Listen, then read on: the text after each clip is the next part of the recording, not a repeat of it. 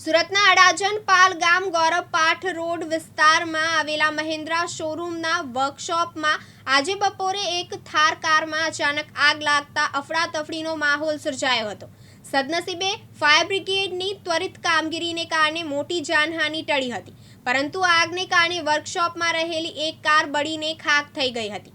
प्राप्त माहिती अनुसार अडाजन पाल गाम गौरवपथ रोड खातेना महिंद्रा शोरूमना सर्विस वर्कशॉप में कोई अगम्य कारणसर पार्क करेली एक थार कार में अचानक आग लागी हती।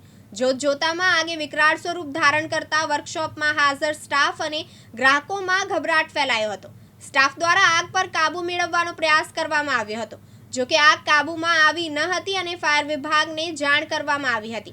डेप्यूटी फायर ऑफिसर SD धोबीना जणाव्या अनुसार जो आग अंदરના ભાગમાં વધુ પ્રસરી હોત તો મોટું નુકસાન થવાની સંભાવના હતી, કારણ કે દશેરાના તહેવાર નિમિત્તે ડિલિવરી માટે બુક કરાયેલી મોટી સંખ્યામાં નવી કારો શોરૂમમાં પડી હતી।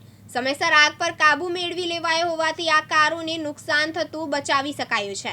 આ ઘટનામાં કોઈ જાનહાનિના સમાચાર નથી, જેનાથી મોટી દુર્ઘટના ટળી હોવાનું કહી શકાય। આગની જાણ થતાં જ ફાયર વિભાગની ટીમ તાત્કાલિક ઘટના સ્થળે દોડી આવી હતી। ફાયર વિભાગના જવાનોએ તરત જ પાણીનો મારો ચલાવીને આગ પર કાબૂ મેળવ્યો હતો। ફાયર વિભાગની સમયસર અને ઝડપી કામગીરીના કારણે આગ વર્કશોપના અન્ય ભાગોમાં તેમજ શોરૂમમાં રહેલી અન્ય કારો સુધી પહોંચી શકી ન હતી અને મોટું નુકસાન થતું અટકાવ્યું હતું। હાલમાં આગ કયા કારણસર લાગી તે અંગેની તપાસ ફાયર વિભાગ દ્વારા શરૂ કરવામાં આવી છે। મારું નામ SD Dhobi, deputy chief fire officer. આપ જોઈ શકો છો ગૌરવપથ રોડ પર અહીંયા મહિન્દ્રાના શોરૂમમાં આગ લાગેલી હતી અને ફાયરની ટીમને કોલ મળતા તાકીદે આવીને આગ કંટ્રોલમાં લેવામાં આવેલી છે।